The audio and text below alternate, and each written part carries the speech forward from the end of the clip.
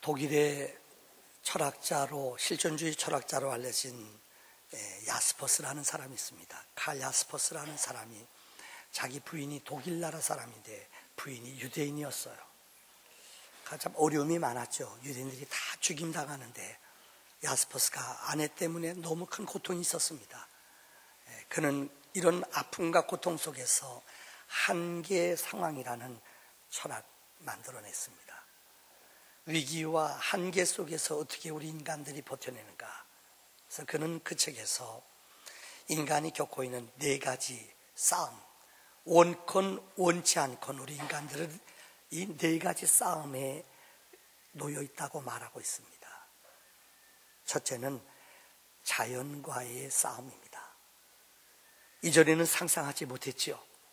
1차 산업, 2차 산업 살 때는 그런 거 못 느꼈어요. 근데 요즘은 아십니까? 사람들이 워낙 세상이 한꺼번에 글로벌 시대로 돌아가기 때문에 이쪽에서 적응하지 못하는 병균이 이쪽에 와서 퍼져요. 조류독감이라는 것, 미세먼지라는 것, 이전에는 누구도 상상하지 못했어요. 한번 여러분, 메르스 때문에 우리 교회는 그런 영향 없었는데 어느 큰 교회들은 메르스 때문에 교인들이 한 3분의 1이 줄었대요. 이전엔 전혀 상상하지도 못했던 일들입니다. 추위, 더위 이런 것만 생각했죠. 이제는 지진인데 우리나라도 안전하지 못하다고 합니다. 자연과의 싸움이 정말 상상하지 못할 정도로 크게 우리에게 이루어지고 있습니다. 두 번째는 관계입니다. 인간과의 관계 속에 갈등이 많아요. 여러분, 좋은 교회가 어떤 교회일까요?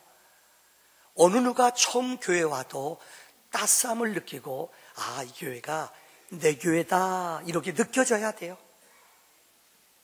이런 얘기 드리기 조심스럽습니다. 우리 교회에 참 어렵게 전도해서 오신 어른이 있어요. 한 몇 주 나왔어요. 어느 이분이 안 보여요. 그래서 제가 한번 그 집에 찾아갔어요. 그때 그분이 하시는 말씀이 여기 3부 예배는 안 오셨기 때문에 얘기할 거예요. 아, 그 사람이 여기 있는 거야. 너무. 이분이 아파트에서 관리실 일 보셨대요. 근데 너무너무 자기를 괴롭히고 너무 힘들게 했대. 일르고 뭐 어떻게 편지 잘못 들어오면 가서 일르고 자기 잘렸대요. 그래서 저 사람 보기 싫어 교회 안 오겠다고. 와, 어떻게 해요? 선물도 많이 갖다 줬는데 안 돼요. 관계가 무너지면은 잘 기억해요.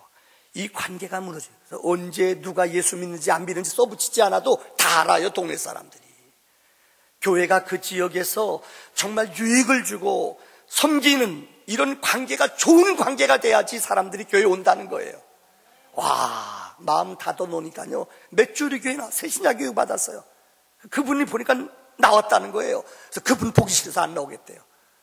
3분은 없습니다, 여러분. 참 예수 믿는 사람이 향기, 편지 역할을 정말 잘 말하는 것, 행동하는 것, 예수를 먼저 믿었기 때문에 연약한 지체들을 낭망하지 않게 하기 위해서 사랑관계 잘해야 된다는 거예요. 셋째는 자기 자신과의 싸움이에요. 내 게으름, 습관에 빠지는 믿음, 어느 정도 신앙생활하면 나도 모르는 사이에 아십니까? 영적인 엉겅퀴가 내 안에 많이 돋아나요. 나를 이기는 것, 바울이 그랬잖아요. 오라 나는 권고하다. 그 위대한 사도도 내 내면에 있는 선각, 미움, 자존심, 이것이 나를 너무너무 억눌러요. 누가 나를 이 고통에서, 누가 내 이 마음을 끌어낼 수 있을까? 여러분, 내 자존심을, 나를 이긴다는 것, 나를 절제한다는 것, 이거 쉽지 않아요. 네 번째는 양심을 위한 싸움입니다. 어느 분이 심리학자가 우리나라를 통계를 낸 우리나라 사람들이 참 거짓말을 잘한대요. 위증도 잘하고 고발도 잘하고. 일본에 몇 배요? 일본에 한 19배 정도 우리가 위증을 많이 한대요. 이것 때문에 재판들이 너무너무 연기되는 게 많대요. 이유는 너무나 많은 고발이 들어와. 이 조사해 보면은 이거 그렇지 않아요. 그런데 무조건 묻지 말고 일러보고 보는 거예요. 양심이 화인 맞은 사람들이 많아요. 우리가 지키기로 했으면 그 법을 지켜야 돼요. 우리가 버리지 않기로 했으면 버리지 않아야 돼요. 우리 요새 커피 알죠? 좋은 아이디어를 내주셔서 우리 당에서 통과돼서 커피를 요새 무상이에요. 그죠? 이쪽 거는 300원, 이쪽 거는 100원이에요. 근데 사람들이 300원이라니까요. 100원짜리 안 먹고 300원만 먹는데요. 통계를 했더니 처음에는 돈이 좀 들어와요. 어느 사람은 공짜로 먹는 거 보더니 돈 안 내고 먹는데요. 요새는 우리가 4배나 손해봐요. 그래도 우리는 참아요. 왜요? 여러분의 인격을 믿기 때문에 그저 커피 먹는 거 그냥 돈 내고 먹었어요. 처음에 한 달은 그대로 돈이 들어왔대요. 근데 요즘 보고 받았더니 돈 안 들어온대요. 한번 오늘부터 또 보겠습니다. 안 보면 사람들이 지 맘대로 살아요. 양심 털나요. 누가 어떻건 누구의 어떤 손해를 보건 신경 안 써요. 나만 편하면 된다는 거예요. 이게 인간들의 모습이에요. 저는 이번 주 설교 준비하다가 정말 좋은 책 하나를 읽게 되었습니다. 그 책이 낙타는 왜 사막으로 갔을까? 최영선이라는 특별히 동물학자예요. 이분이 책에 8가지의 동물들을 왜 이들이 이렇게 오래 살고 이들이 생식을 잘할까? 고래, 그 다음에 이 치타, 그 다음에 박쥐, 낙타, 이런 짐승 8가지를 이들이 오랫동안 그들을 연구했어요. 그래서 그 중에 낙타는 왜 사막에서 잘 버텨내는가? 우리가 알다시피 세상에 어마어마하게 큰 짐승들이 있습니다. 그 가운데는 시조새라는 것이 있습니다. 뉴욕에 가면 자연사박물관에 시조새를 그 크기대로 여러분 우리 예배당이 한 5배 될 거예요. 시조새 어마어마하게 날개가 커요. 그 화석을 갖다 만들어 놓고 이 과학이 이 시조새를 원형을 만들어 놨어요. 공룡, 여러분 공룡 아세요? 공룡 화석 속에 나오는 공룡 있잖아요. 코끼리랑 상대가 안 돼요. 우리 예배당이 한 5배 될 거예요. 화석들이 있다는 말은 공룡이 있었다는 거예요. 근데 강한 짐승들, 힘센 짐승은 이 지구상에서 다 사라져버렸어요. 참 신비해요. 연약하고 힘없고 별 볼 일 없는 그 존재들은 오랫동안 생명을 유지하는데 강한 것들은 부러진다는 거예요. 그래서 이분이 낙타가 왜 사막을 갔을까? 이 책에서 이런 내용을 하는 거예요. 사막은 다른 짐승 못 견뎌요. 다 죽어요. 하루 이틀 있다가 그냥 다 죽어요. 근데 낙타는 아세요? 낙타의 굽이 있잖아요. 이곳에다가 영양분을 물을 다 갖고 오는데요. 그래서 2주 동안 물 없어도 끄떡없이 버틴대요. 알았죠? 그런데 낙타가 그렇게 생존하는 법은 그 책에 나오는 내용이에요. 햇빛이 비치면은 낙타는 그 햇빛을 바라보고 앞으로 곧바로 바라보고 나간대요. 얼굴을 바라보면 태양빛이 자기를 비치기 때문에 그늘이 생겨서 이 자기 먹는 이 먹거리를 보존해 준대요. 사막은 덥기 때문에 그늘이 지면 시원해요. 그래서 낙타는 전공법을 쓴대요. 어려움이 오거나 곤란한 일이 만나면 대부분 사람들은 도망가요. 피해요. 낭망해요. 포기해요. 그런데 낙타는 햇빛이 비치면 그 비치는 곳을 향하여 전공으로 바라보고 나갈 때 이곳에 그늘이 져서 보호한다는 거예요. 믿음도 마찬가지입니다. 우리가 지금 요한복음을 강의합니다. 오늘 16장을 마무리 짓습니다.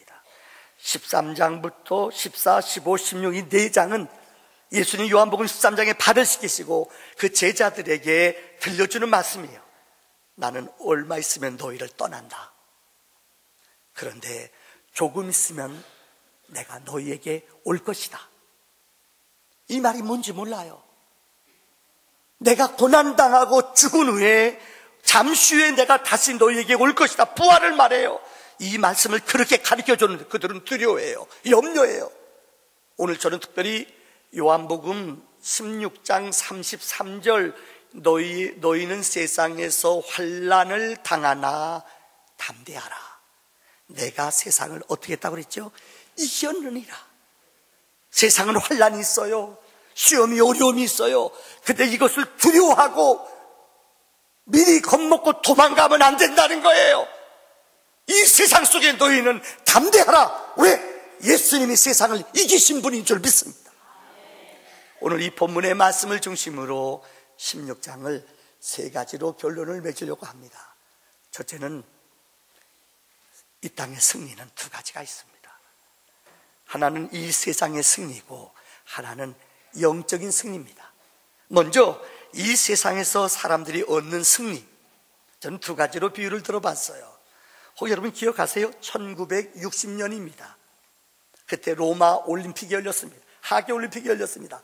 그때 약간의 나이 18살의 나이로 세계 헤비급대에서 우승한 청년이 있어요. 그게 누구냐? 무하마드 알리라는 사람이에요. 제가 설교하다 보면 가끔가다 2부 같은데 젊은이들한테 물어보면은 몰라요, 몰라. 죄송합니다. 제일 젊은 분이 누군가?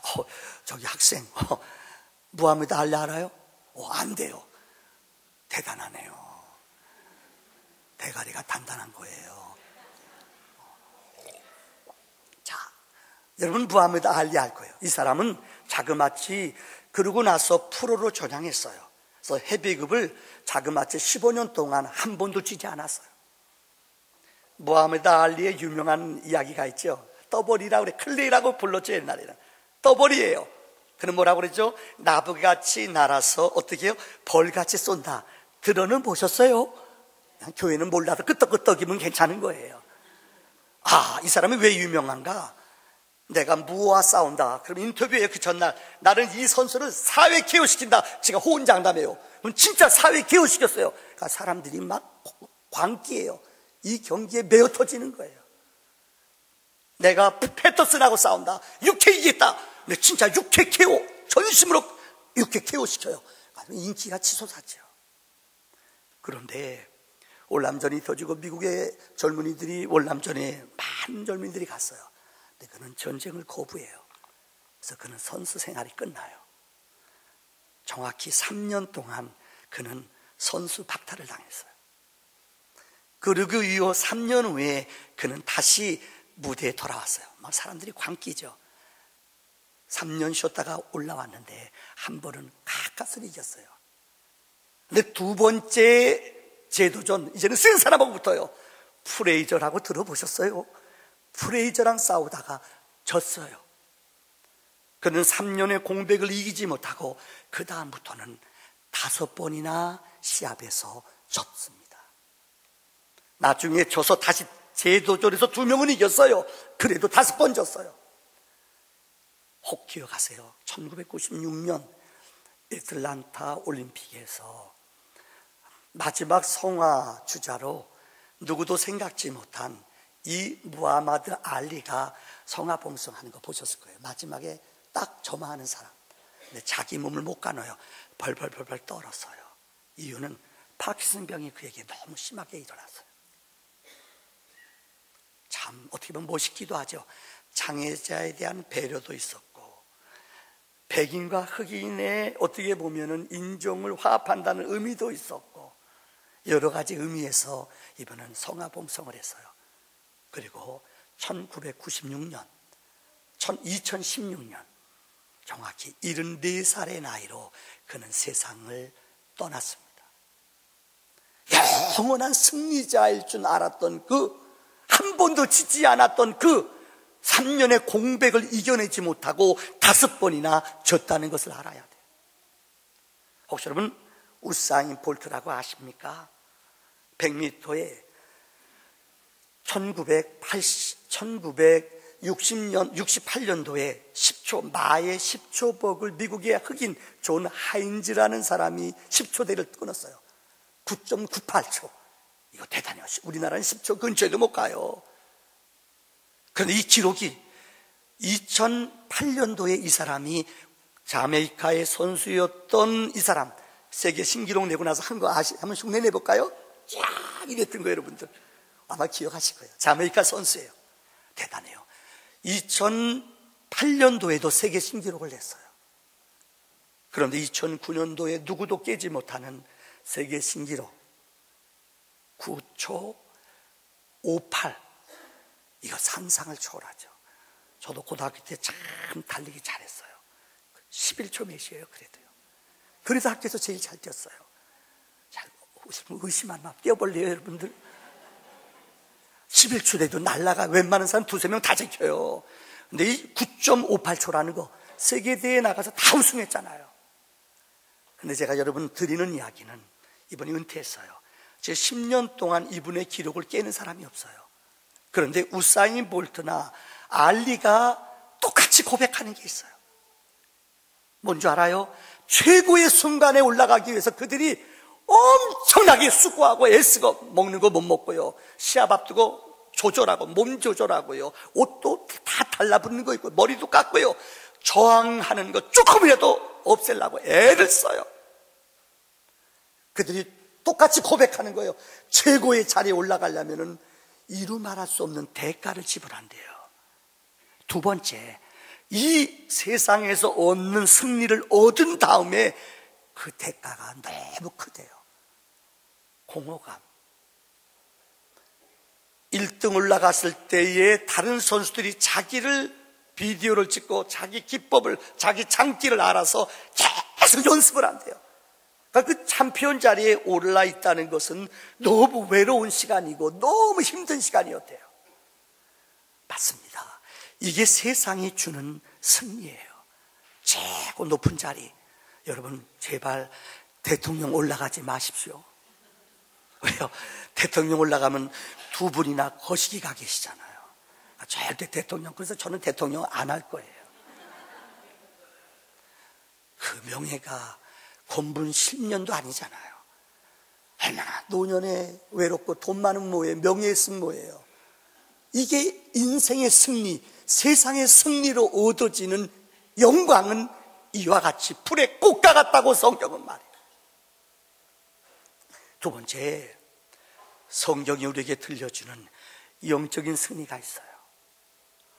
오늘 33절에 이것을 너희에게 이름은 너희로 내 안에 평안을 누리게 하려 함이라. 우리 주님이 주시는 기쁨, 이것은 하늘에서 주시는 기쁨이에요. 예수를 믿을 때, 하나님의 자녀가 될 때에 얻어지는 하늘의 기쁨, 이것은 누구도 뺏어가지 못해요. 감옥에 있어도 바울은 감사했어요.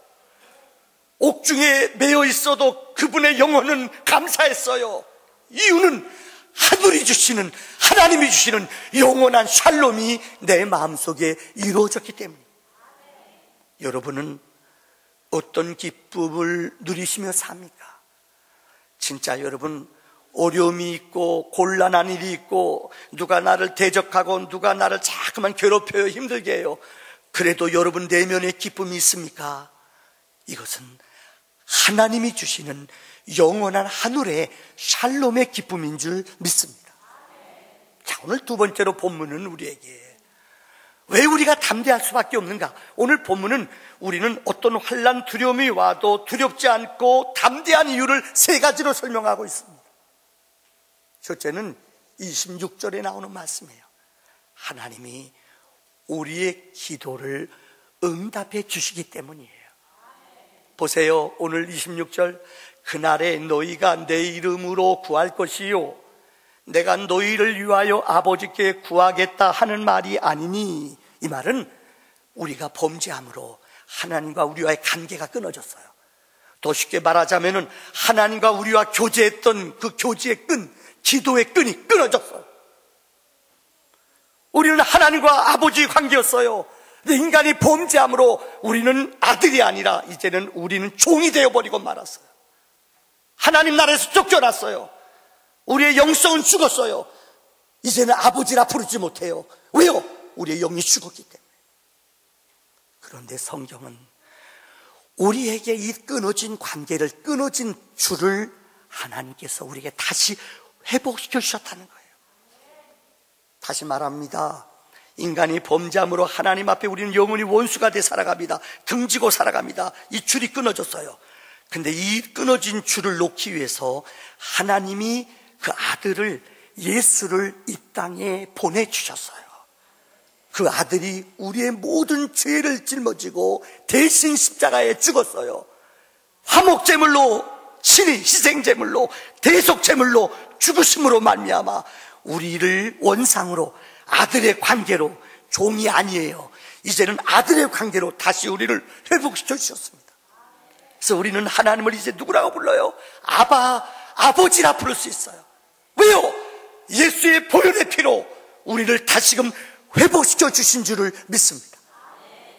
다니엘서를 읽어보면은 바벨론 나라는 강한 나라예요. 그래서 이들을 포로로 잡아가지요.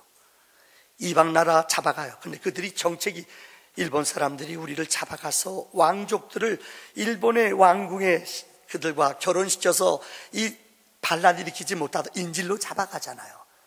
바벨론도 똑같았어요. 그 왕족들, 귀족들을 잡아가서 그들의 종으로 결혼시켜버려요. 이름도 바꿔버려요. 다니엘, 벨드사살, 이름이 바뀌잖아요. 그런데 얼마나 지혜로운지 총명한지 하나님이 하늘의 지혜를 줬어요. 그래서 모든 어려운 난국, 어려운 문제들을 꿈을 꿈으로 해석을 다 해요. 그래서 총리까지, 3명 총리가 있는데 그 자리까지 다니엘이 올라갔어요. 다른 사람들이 시기하기 시작해요. 어떻게 저 다니엘 흠집이 있나 없나? 하나 없어요. 아무리 살펴봐도 의미 없어요. 근데 하나 발견했어요. 그게 뭐예요? 매일마다 하루에 3번씩 예루살렘을 향하여 문을 열어놓고 기도하는 거예요.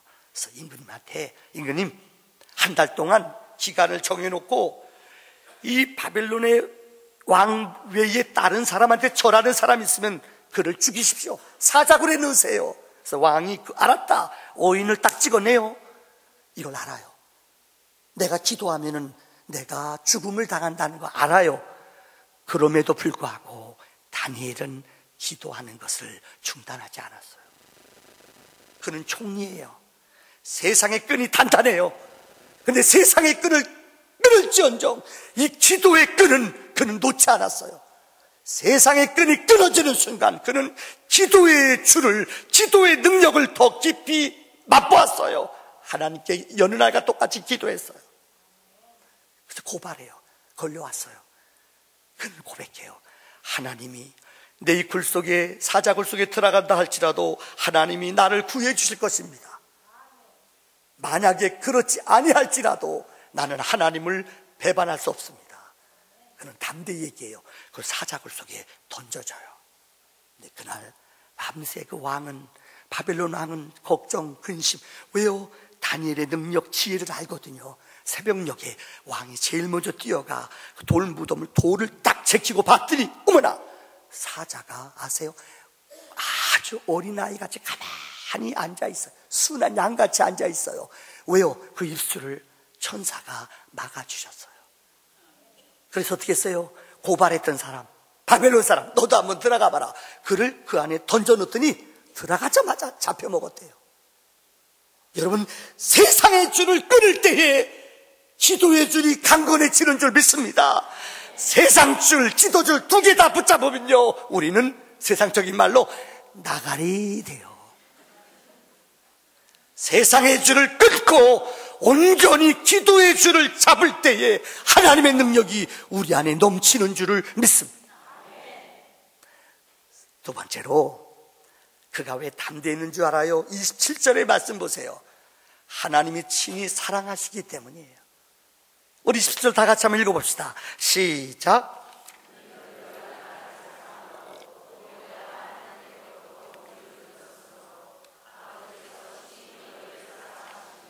아멘. 여러분, 하나님은 우리를 너무너무 사랑하셔서 하나밖에 없는 아들을 우리에게 주셨어요. 어떤 조건도 없어요. 우리 행위나 똑똑해서가 아니에요. 우리를 너무너무 하나님이 우리를 사랑하셔서 이 죄를 해결하기 위해서 그 아들을 우리에게 주셔서 이 아들을 십자가에서 죽게 하셔서 이 아들을 믿는 자마다 구원을, 영생을 얻는다고 성경은 말해요. 이 사랑을 받은 사람은 이 사랑을 주지 않고서는 견딜 수가 없어요. 왜 여러분? 왜 여러분들? 저는 지난번 동문회 갔다가 어느 선교사님을 만났어요. 아프리카 땅에, 이분은 파이로트예요. 파이로트 하면 우리나라도 그렇지만은 전문 일종 파이로트 기사예요. 근데 이분이 주님을 영접했어요. 16년째 아프리카의 선교사님들 태우다, 거기는 조건도 안 좋아, 정비도 잘 안 돼요. 16년째 그 일을 한대요. 사람을 태워서 그 선교지까지 데려다줘요. 선교사님들이 필요한 것, 뭐 필요한 것, 물건을 이거 사달라, 이 책 사달라, 포도주 사달라, 성찬주 가지고 다시 그 땅에 와요. 그래서 이 물건을 갖다가 해요. 16년. 그런데 워낙 환경이 열악하니까는요, 사고 나서 오른쪽 다리가 없어졌어요. 정확히 1년 6개월 동안 치료받고, 재활 치료받고 다시 그 땅에 왔대요. 그 선교사님이 들려주는 얘기예요. 우리 조장현 선교사님 같은 방을 썼는데, 목사님, 그분 만나고 제가 얼마나 감동받았는지 모른다. 월급은 선교사 일을 하는 것은 그 파이로트 받는 것에 10분의 1도 안 돼요. 근데 16년 동안 그 일을 감당했대요. 워낙 기간 고장, 선교사님이 타는 정비가 잘 안 되잖아요. 그래서 사고 나서 오른쪽 발이 없는데 알고 봤더니 의족을 거기다 했어요. 1년 6개월 동안 재활 치료받고 다시 나이 많으신 그분이 그곳에 와서 선교사님들을 선교지에 보내고 그들의 물건을 다시금 구해다 주는 일. 한쪽 발 걷지는 잘 제대로 못 걷는데요. 그런데 그 기쁨을 감당하는데, 그분과 얘기 나누는데 정말 너무너무 하나님을 사랑하더래요. 선교사인 자신이 부끄러울 정도로. 제가 말씀드렸죠. 제 친구 가운데 성대 나왔어요. 지금 30년째 아프리카에서 7개국 나라 돌아다닌대요. 7개국 언어로 그들의 성경을 번역해요. 다 번역하면 또 다른 데 가요. 이 위클리프 선교예요. 왜 그럴까요? 이유는 하나예요. 예수를 사랑하기 때문이에요.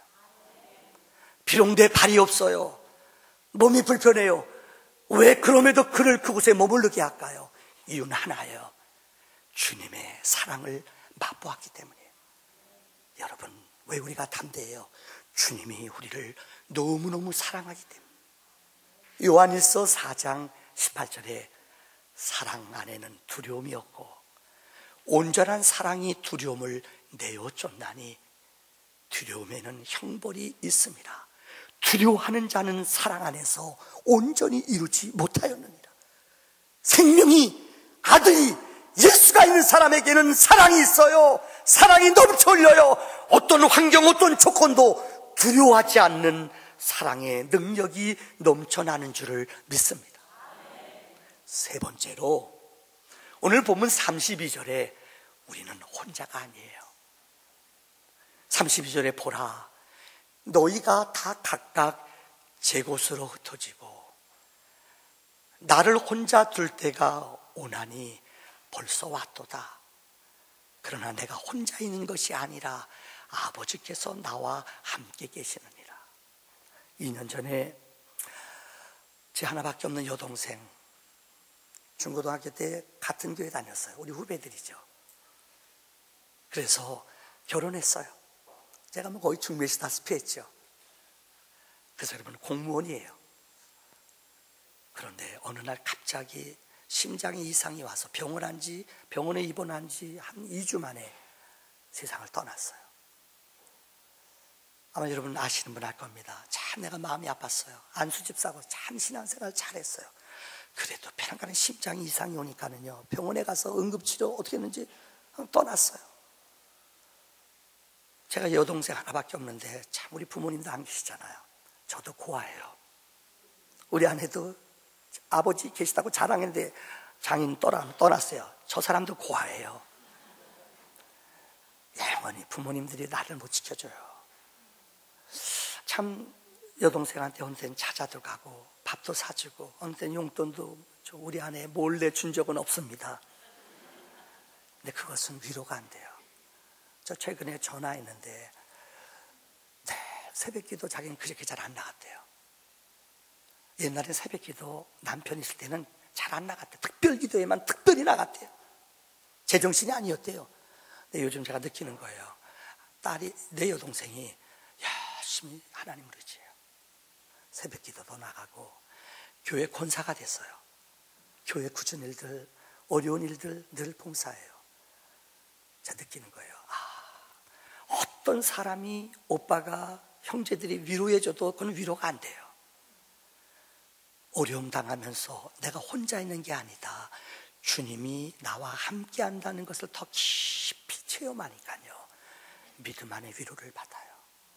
우리 교회 권사님들, 어르신들 많으세요. 여러분, 시켜줄까요? 아내가요? 남편이요? 먼저 갔잖아요, 여러분들. 누가 여러분을 책임져 주셔요? 오직 주님이 세상 끝날까지 여러분과 함께 하시기 때문에 담대한 줄 믿습니다. 마지막으로 세 번째예요. 저는 오늘 여러분에게 우리 믿음의 영원한 승리는 십자가예요. 십자가는 로마 사람들이 가장 악하게 죽이는 형벌이 십자가 아닙니까? 십자가는 수치예요. 옷을 벗어요. 그걸 자기가 지고 가요. 너무너무. 그래서 로마 사람들은 절대 자기 백성들은 십자가를 안 지게 해요. 모반, 나라를 반역하는 사람, 쿠데타 일으킨 사람, 아주 극악무도한 사람만 죽이는 게 십자가예요. 그래서 성경의 고린도서에 바울은 말했지요. 십자가의 도가 구원을 받지 못하는 자들에게는 미련해 보여. 정말 바보 같아 보여요. 그러나 십자가의 도가 구원을 얻는 우리들에게는 뭐가 된다고 그랬죠? 능력이 된다고 그랬잖아요. 십자가는 승리입니다. 세상의 눈으로 볼 때는 십자가는 저주예요. 십자가는 피 흘림이에요. 수치예요. 옷 벗고 처참하게 죽어요. 근데 거기에 생명이 있어요. 그 죽음 위에 거룩한 능력이 있어요. 십자가를 통하지 않고는 생명이 있을 수 없어요. 십자가를 통하지 않고는 능력이 나타나지 않아요. 이게 십자가의 능력이에요. 오늘 저는 여러분에게 마지막 설교로 십자가 그림을 많이 그린 분이 있어요. 저희가 일부 예배 때 나오셨더라고. 오늘 김진환 집사님이 교통사고 나고 병상에 오랫동안 1년 동안 누워 있었어요. 우리 교인들 미술 작품전 초청해서 갔어요. 우린 깜짝 놀랐어요. 난 십자가가 그렇게 많은지 몰랐어요. 이분이 심심하니까 일회용 컵 뒤에다가 십자가를 한 700종류 그린 것 같아요. 이걸 그리면서 은혜를 받았대요. 하나님의 치유를 받았대요. 십자가, 그분이 영감 주는, 하나님이 은혜 주시는 것들을 하나하나 십자가를 한 700개 정도 컵 뒤에다 그렸어요. 기가 막히더라고요. 오늘 저는 여러분에게 십자가 때문에 그 작품의 세계가 변한 사람 한 미술가를 소개하려고 합니다. 이 사람은 네덜란드 사람입니다. 1700년도 사람입니다. 그는 천부적인 어릴 적부터 미술 그리는 재주가 있었어요. 27살 때 이 사람이 예수를 만났어요. 그러고 나서 그 사람의 작품 세계가 변화가 나타나요. 그분은 일생 동안 2000개 작품을 지었대요. 참 대단하죠. 근데 예수 믿고 은혜 받고 성령 받고 나서 그분의 작품 세계는 십자가로 바뀌었어요. 여러분, 그 사람의 이름이 렘브란트라는 사람입니다. 들어보셨죠? 제가 철야 심야 기도 때 아마 그분 작품을 몇 개를 보여준 것 같네요. 오늘 여러분에게 제가 4가지 그림을 보여드리려고 합니다. 렘브란트가 그린 첫 번째 그림 가운데 하나가 십자가의 예수입니다. 여기 나타나죠? 네, 저 뒤에 이 사람이 자기 모습이래요. 그가 십자가를 체험하고 이 그림에다가 렘브란트는 꼭 자기 자신을 그렸대요. 거기 너 있었는가 그때에 주가 십자가 위에 달릴 때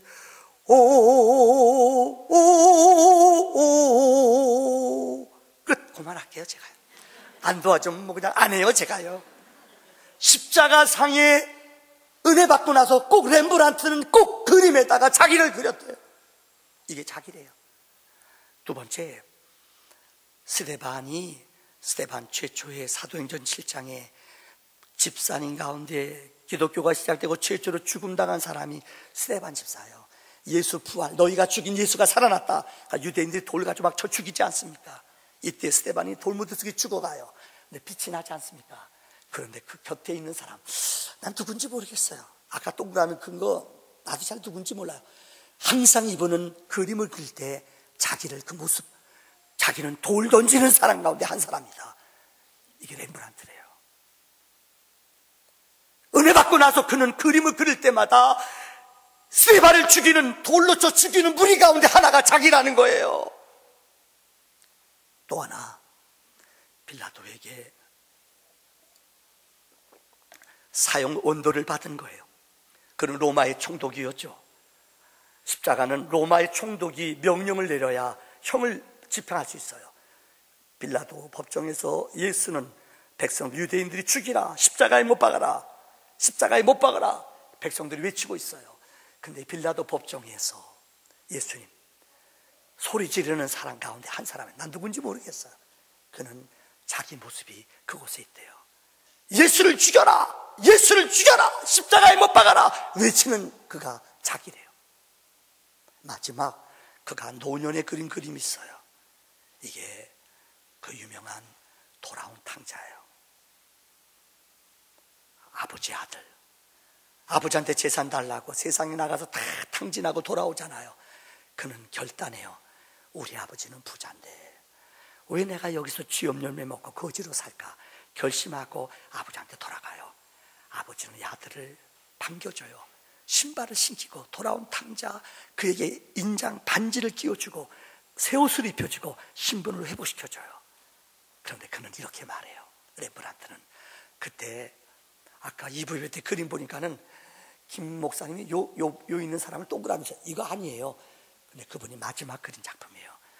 돌아온 아들은 바로 나다. 그가 작품을 그리고 그 안에다 토를 달았어요.